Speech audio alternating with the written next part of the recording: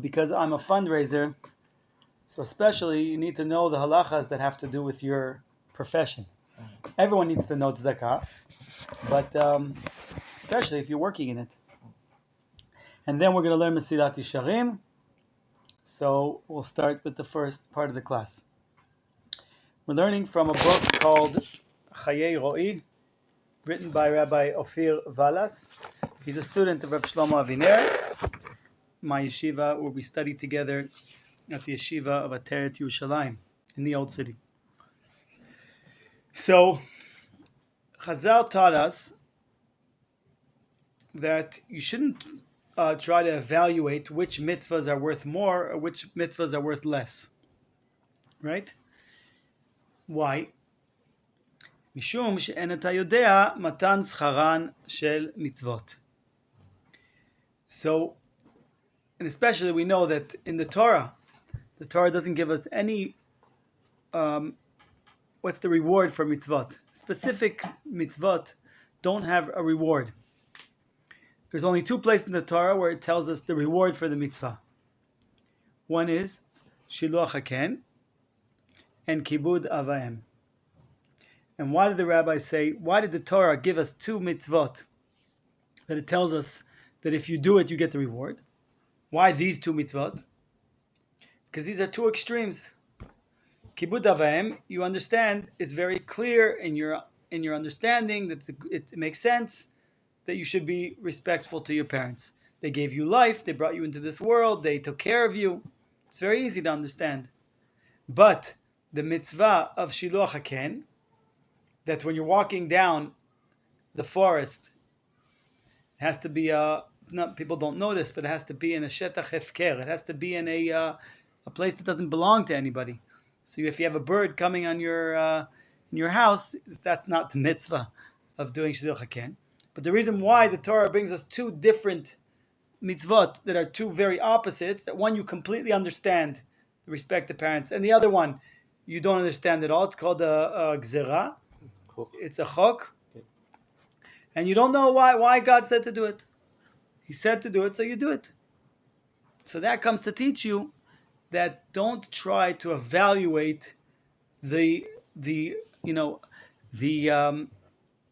to make levels of this is a big mitzvah, it's worth 1,000 olam haba, and this one's a small mitzvah, it's worth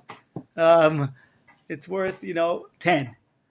So that's why there's something called do not try to evaluate the value of mitzvahs according to their level of what you think is very valuable. She'en ata yodea matan scharan shel mitzvot. It says in Perkei Avot, you don't know the reward. We don't understand the calculations. Certain mitzvot that may seem very small to you and insignificant could be worth a huge amount. But still, we see Chazal, the rabbis teach us that there's a certain type of mitzvot that are very important and more central than other mitzvot. So we're not saying what's worth more and what's not, but there are mitzvot that are definitely more central, which we call mitzvot that are shkulot keneged kol haTorah kula. There are certain mitzvot that if you weigh the mitzvah, this one is shakul, is like it weighs, it's like it corresponds to the whole Torah. There's certain mitzvahs like that. One of them is Eretz Yisrael, and there's many different mitzvot. But one of the big mitzvot that we see that's on that list, very high up there, is the mitzvah of Tzedekah. So it's a mitzvah that includes in it the whole Torah. Huge value. And the Baal HaTanya explains in his one of his writings, the Kutei Omarim, in the Tanya, he says, why is the mitzvah of tzedakah so central? And he says because every mitzvah corresponds to a certain limb of your body. Right? We know we have Taryag mitzvot. We have 613 mitzvahs, and they're split up to two groups: mitzvot taseh, mitzvot lo taseh, that correspond to the evarim, to the different limbs and the different right gidim. And when you do that mitzvah that corresponds to the certain limb of your body, so it like makes a fixing for that. Like there's all these Hasidic stories. A guy goes to heaven, he's missing an arm, he's missing a leg because of a certain mitzvah he didn't do, or who knows what. We don't know, these are very secret things. We don't understand Kabbalistic things, but basically, but the Baal Tanya says that when it comes to the mitzvah of tzedakah, it's connected to all of your body, all of your limbs. Okay?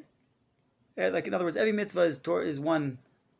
Your finger, this mitzvah is like a finger, this finger is your ear, but this one is mitzvah of tzedakah, is your whole entire body. That's what it means, that the mitzvah of tzedakah is shakul, is evaluated like, it weighs like all of the other mitzvot. Okay? Why is that? Because in order to make money,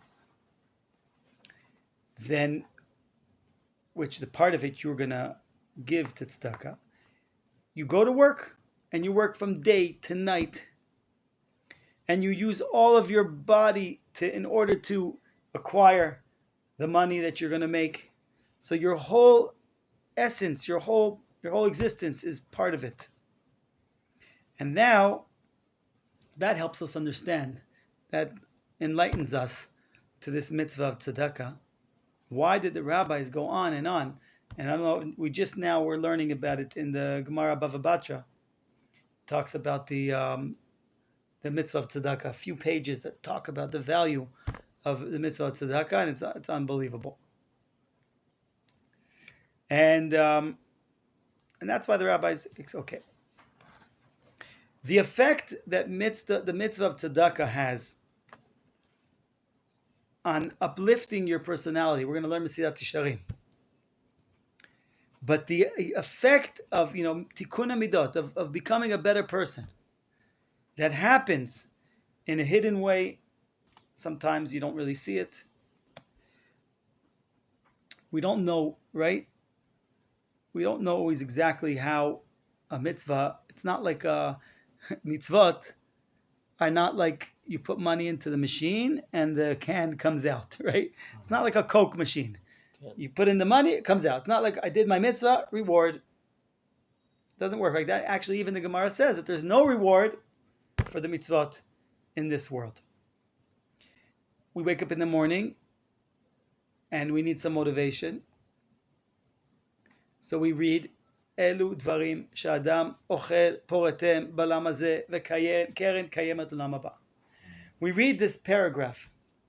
It's supposed to give us motivation. Why? Because mitzvot have no reward for this world, in this world. But there's a small list of mitzvot that you get a dividend in this world. Elu dvarim sh'adam ochel poretem balam hazeh v'keren kayemet olam haba. The keren, which means the principle. Let's say you did a mitzvah, it's worth 1,000. The 1,000 goes into your bank account in Olam Haba, next world. The reward, the dividend, the 10%, 25% return, you get in this world. So there's a small list of mitzvot that it's true that all the mitzvot you don't get reward in this world. But there's a small list that you actually get the dividend. You're still not touching the principle. And that gives you motivation, because you can't just say, okay, the next world, and what about here? We need a little bit of motivation. We learned at Mesilat Yesharim that you need some motivation. You have on Shabbat is the 60th of Olam Haba. Oh, you get a taste. Or you on Friday, there's a mitzvah to taste the Shabbos food because you're working only for something that you're not going to enjoy now. So you taste the Shabbos food. It's a mitzvah nobody knows. You take a taste. Oh, you remember it's coming, gives you strength to keep going. So you wake up in the morning and you make the list. One of the thing on that list is chesed, it's tzedakah. Right? Now, we know that even though we don't see the effect immediately, we know that this is what God gave us, and we believe that's the right thing, and we act on it. But the mitzvah, we said, of tzedakah, that you can actually see immediately, is the mitzvah of tzedakah. You can see the effect that it has on you now, on your character, on becoming a better person. Why is that? Because a person is able to get out of, we mentioned this, that we're all in prison. Like the book, Mesilat Yesharim. I guess this is a good introduction to Mesilat Yesharim.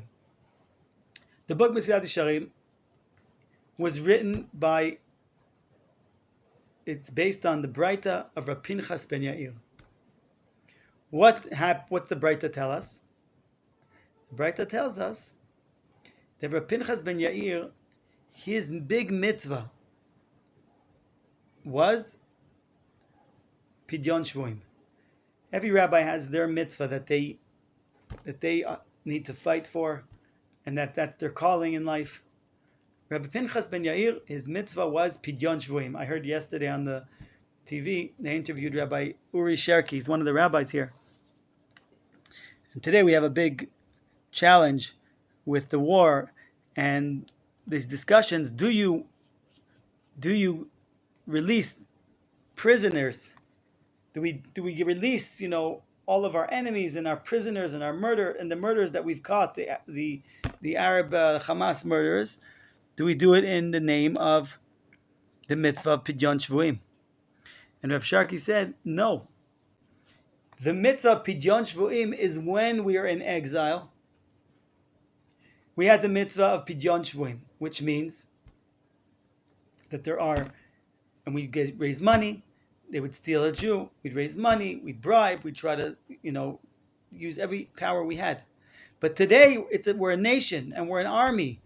And the mitzvah is not Pidyon Shvuim, it's Shichrur Shvuim. You have to go in and destroy the enemy and release our prisoners. And we're not in exile where we have to get rid of, it's not like, this is not Pidyon Shvuim, this is Shichrur Shvuim. That's what Rav Sharki said.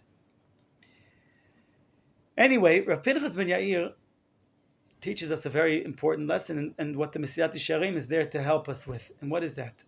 We are all prisoners of our selfishness. We're prisoners of our selfishness.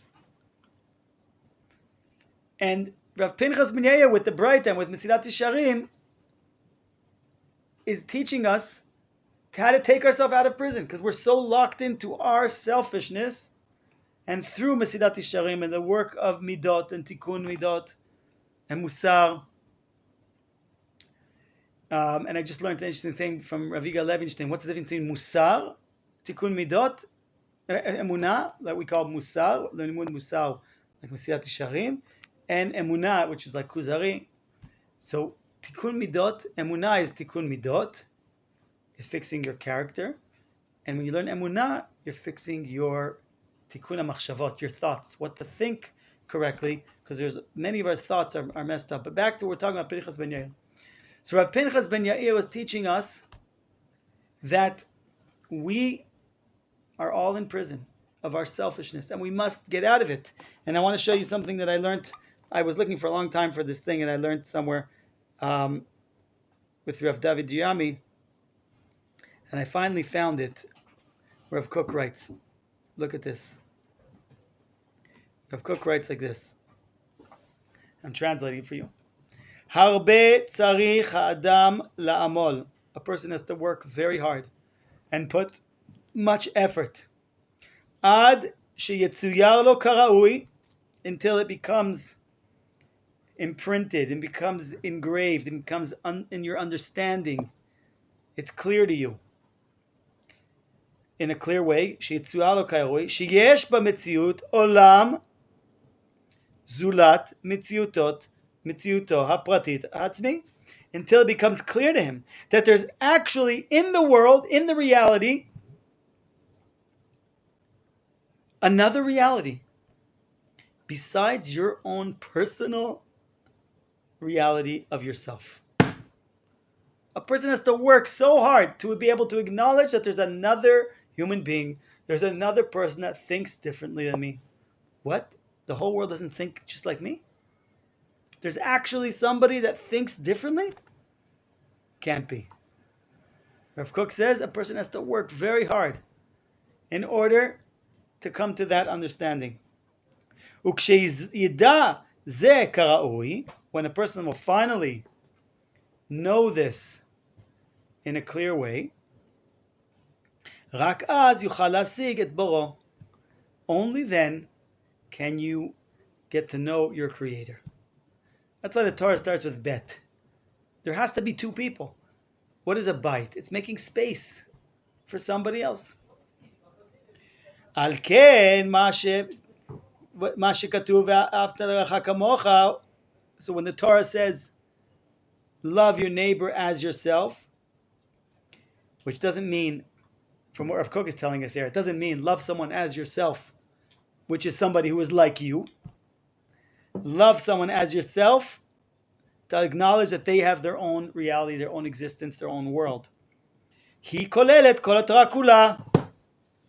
That's why it includes the whole entire Torah, because that's the purpose of all the Torah, is for a person to get out of himself. Hainu gam ken yesod ha'emet v'dat Hashem yitbarach. That's the whole foundation of truth and the knowledge of Hashem. I thought that was a very powerful message, and I would add to that an incredible story that I learned from Reuven Fireman, who teaches here as well. He taught the midrash that says that there was this woman who met Rabbi Yossi, and she says to him, tell me something. What does God do since He created the world? He created the world. So we understand it takes time to build it, but it's built, it's running. The machine is running. What does God do once the world is done? So what does He say? Rabbi Yossi Bar Chalafta, he says, God mezaveg zivugim. He matchmakes between your daughter will marry his daughter. You'll do business with this person that does business. And she says, what? For that you need God? I could do that myself. This woman had thousands of workers. A very wealthy woman. She goes, she takes all of the women, workers, single, all of the single men, 1,000 women, 1,000 men. You know this story? No. She lines them up, one across from each other. Everybody stand across from a woman. Whoever you're with across from you, you married. And she did a wedding, 1,000 weddings one night. The next morning, one person comes with a broken arm, one with a broken leg, and they say to her, we will not stay married to this person. Even if you kill me, I'm not staying with this person. It didn't work. Getting people to get married, it's a miracle. It's God doing. It's not that you could now have a computer program that tells you how people are similar and you'll be able to figure out personalities and get them to work. She calls back the rabbi. She says, your God is truth. Your Torah is truth. How did you know this? Okay, I want to look up the source so I can give it to you. Okay? I can't believe, she says, this is the most incredible thing I ever heard in my life. And here. And he says to her, one second. And he says to her, I told you, it's harder to get two people to come together than the splitting of the sea. Kashe zivugo shel adam kekriat yam suf. If you think it's easy, then I'm telling you, it's one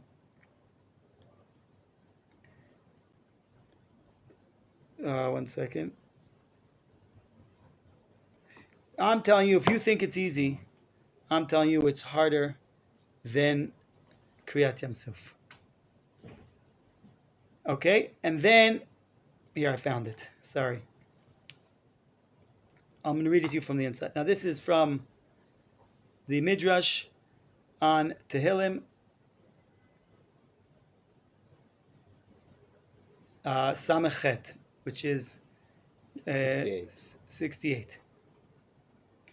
And it's based on the Tehillim. It says, to explain this idea, that Elohim Moshiv Yechidim Beita.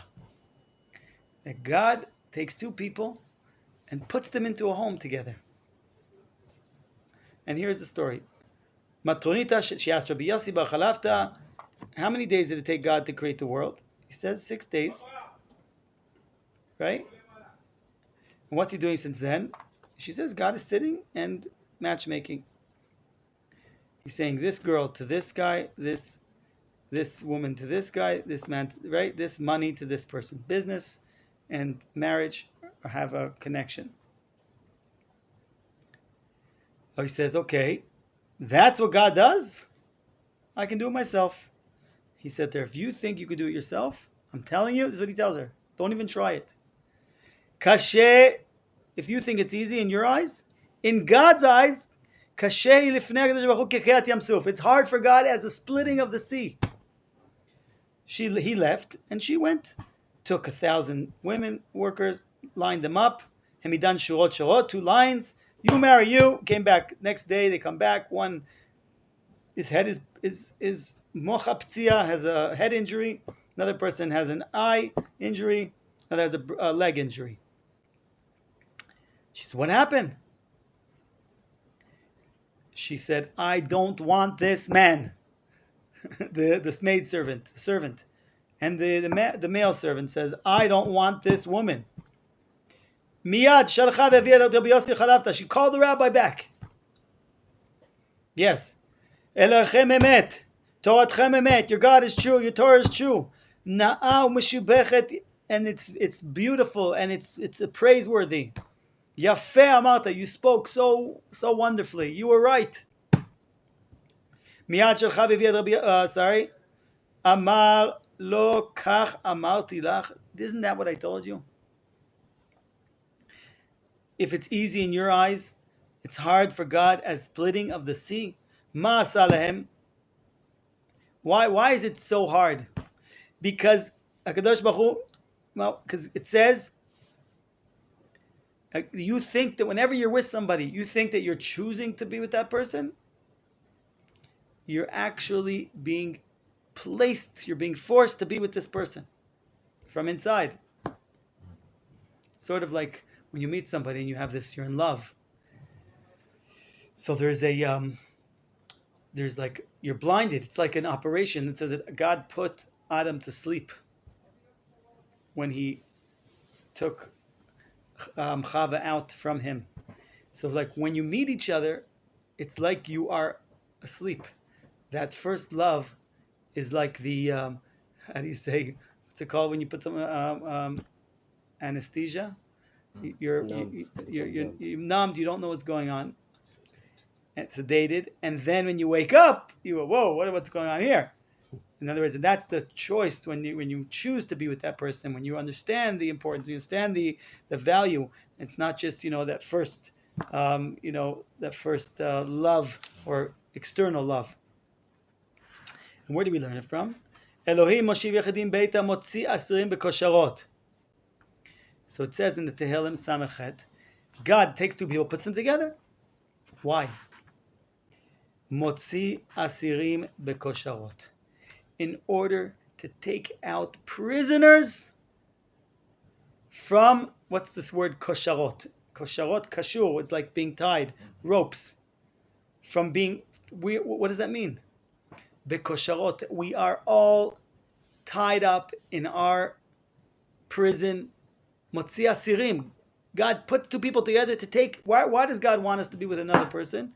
To get out of our prison. What's the prison? Of our selfishness. What's the prison? Of our seeing that the world is only like me. What?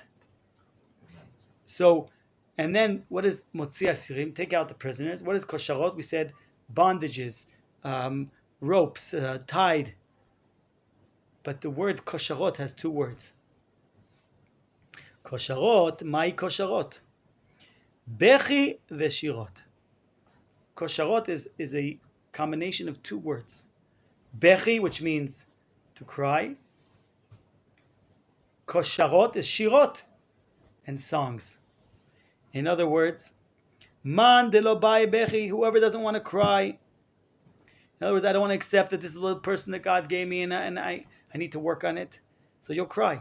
The person who works on it will be happy. But it's a matter of this understanding that to reach that place of the true coming out of your selfishness, the true really discovering the other part of you, or the other part half that God wants you to really be connected with. That is a process of tears and joy. It's effort. It comes with work.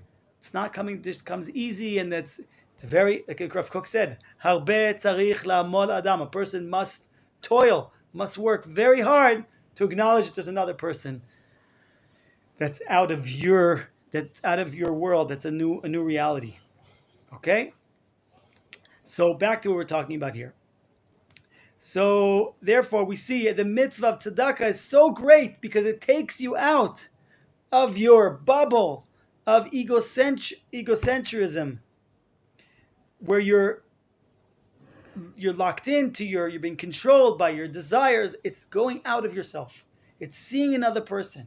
It's acknowledging that there's someone else out there that needs something.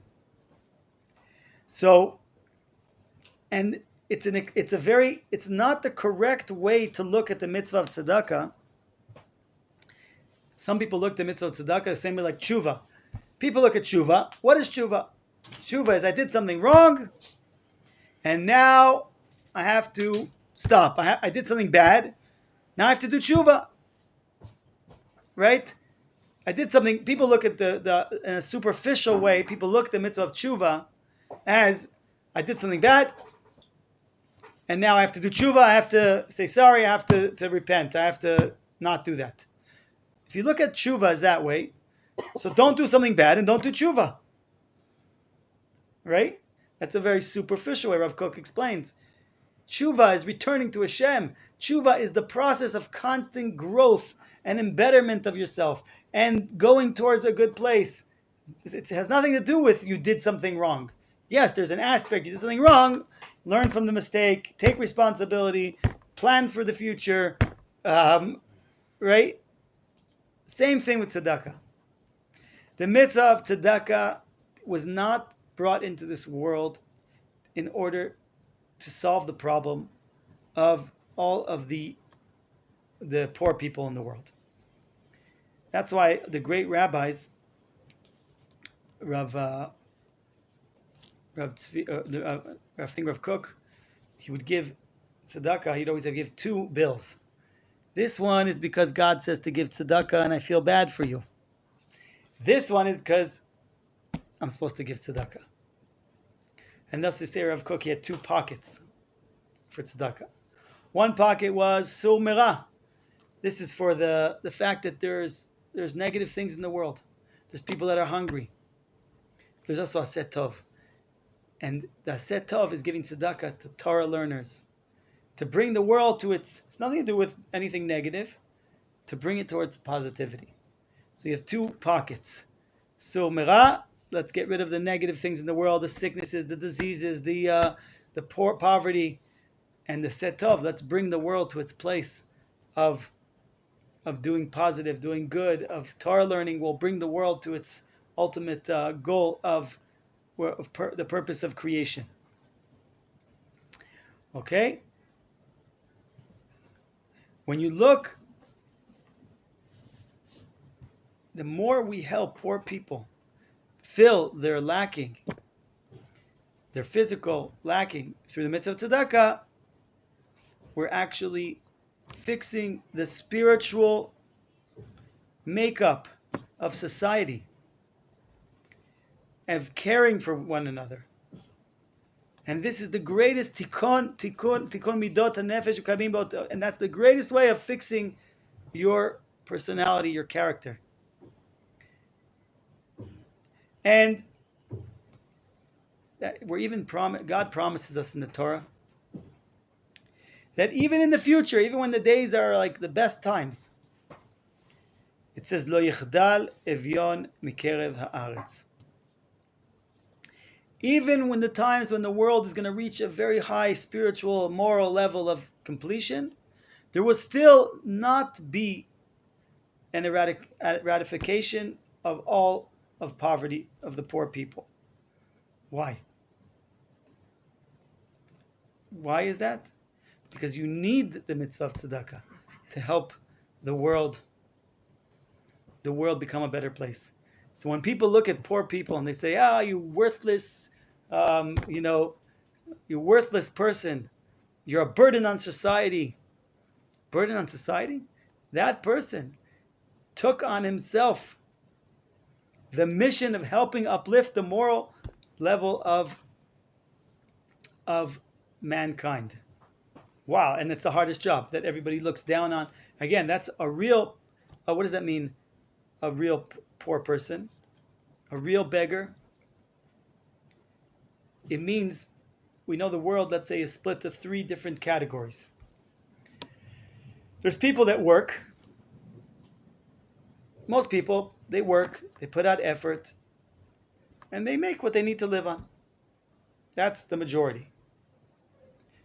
Second group are people who don't have to do anything, and they have tons of money. They inherited money, they won the lottery. It has nothing to do with the amount of effort they put in. It's not because they worked 15 hours a day. Now, some people work 15 hours a day and never get money. Certain people have this blessing that they work and they get huge amount. And other people, no matter what they do, they can't succeed. They work, they try, everything doesn't work. So when you try everything you're doing trying to do that, and it's not working. You're hitting your head against the wall.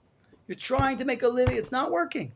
At some point you have to say, okay, this is the will of God. It's like, where does bitachon b'Hashem begin? Bitachon b'Hashem begins where hishtadlut ends. You did every amount of effort you could. It didn't work. You move on. You realize I have to accept it's the will of God. There was a story of Rabbi Avram Eben Ezra. He said about himself, one of the great giants, Torah scholars, he said, no matter what I do, I can't make a living. He said, if I would become a person that sells clothing for people that die, nobody would die anymore. Because he had such bad luck. No matter what he tried to do, he couldn't make a living. And he wouldn't take tzedakah from his students. And there's a story. First of all, you should know that it says that a person that needs tzedakah and doesn't take tzedakah is as if he is a murderer, because he's not taking care of his family, and he really is worthy and he deserves it to have it. But a person who does not deserve to have it, who doesn't need it, and goes and takes it, it's the same thing. It's like someone is shofech damim. It's like someone who spills blood, someone who's killing someone. It's not simple to take tzedakah.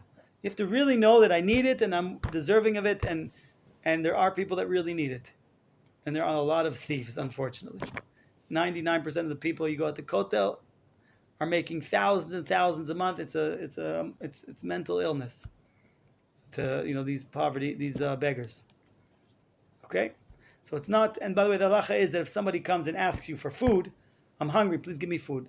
You have to give them food. You don't have to give them now steak.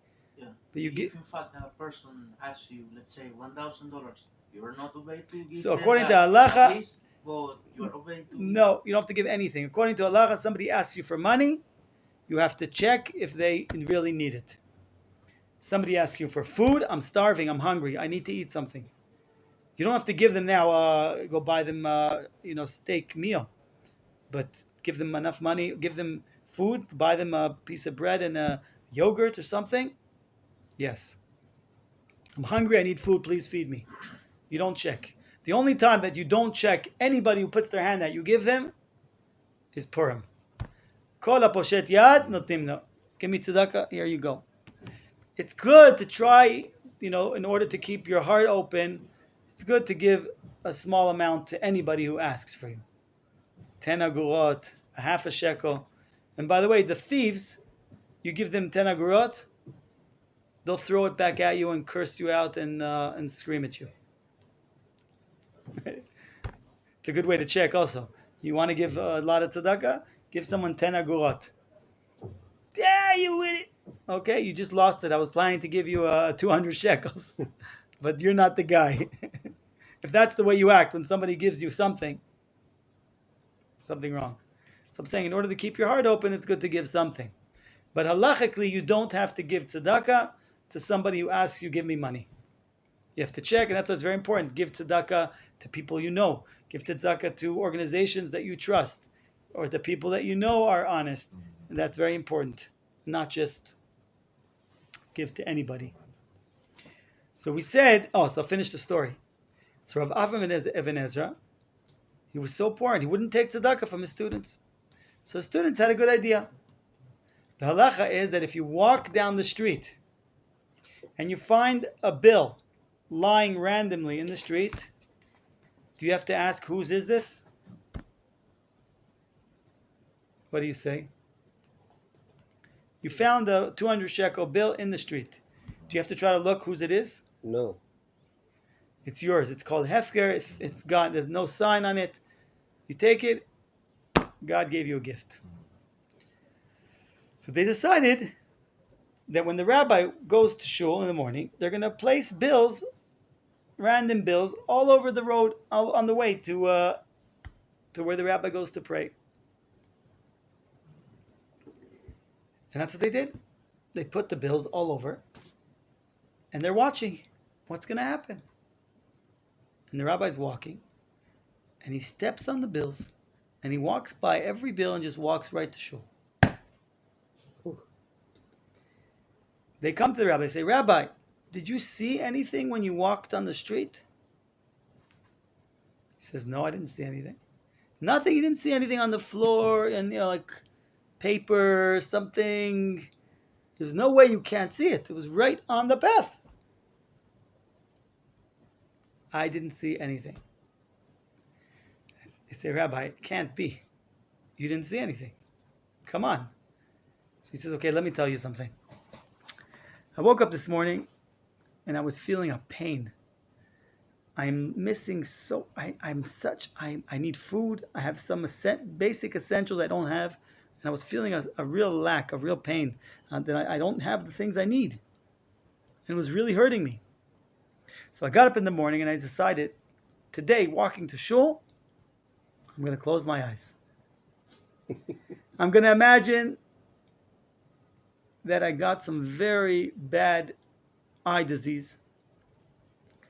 And I had to go and beg for money to go and take a boat to the big city and perform a big operation so that now I can see again. And I was imagining this whole process of what I had to go through, the challenge of raising the money and going on the boat and going through the operation and the pain and everything else. And then when I got to shul, I opened my eyes and I said, Baruch atah Hashem Elokeinu melech haolam pokeach ivrim. Thank you, Hashem, for giving me my eyesight. And then the rabbi say, Rabbi, We put money for you today to find. And then he said, I don't have luck. He said, if I would bury people, nobody would die.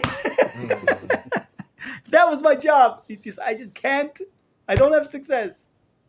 No matter what I try, it doesn't work. So that's a great story. So therefore, the Gemara tells us that always, based on the Torah, it says that lo yichdal Elyon mikerav haaretz. There will not ever be a situation where there won't be somebody that is lacking, that needs help, because it's part of the importance of existence, of creation, of helping us uplift our personality and our characters, and these people, these holy people, choose this job in life that's very hard. We're talking about the honest, the real beggars. There's a story once of the Chafetz Chaim. Some big, strong guy comes, knocks on the door, and he asks the Chafetz Chaim for tzedakah. Chafetz Chaim gives him. When he leaves, Chafetz Chaim's son or son-in-law, I don't remember which one, says, why do you give this guy money? Look how big he is, how strong he is. He could carry things. He could build. You're giving him tzedakah. You're making him you're making him stay a pauper. It's not a mitzvah. And he said, you have no idea. Just because he looks big and strong, do you have any idea what's going on in his emotional world? That he's not able to work for somebody. He's not able to work. He can't do it. Don't judge people. You don't know why it is. Okay? So there's a worldly need to connect people through giving. And that's why it will always exist. Even in the days of Mashiach, it will continue to guide us, this mitzvah of tzedakah. Okay, so it's about, the mitzvah of tzedakah is about lifting up the character, the midot of the nefesh in the people who are giving. But we have to remember, it's not about you, it's about what the other person needs. It makes me feel so good to give, so I'll give you what I want to give you, and I'm not going to try to find out what you need or where you exist, right? And therefore, a person could hold on to money and say, I want to give it to the poor person, but people need it now. I want to give it myself, and meanwhile the person doesn't have it. There's all kinds of things. It's not only about you. It's not only about your personal, spiritual feeling good, right? And that's why, like we said, Chazal taught us there's halachas on when you give, how to give, and it depends who the person is. Like if a person has a need, a person grew up very wealthy, so you're supposed to give him kedei machsava, what his need is. So one person has a need for, you have to really, it takes time and effort. A person has to really put time and energy and effort into understanding who is the person that is before him and what are his needs. We need to end now the first part of the class, or? Yeah, have a little break.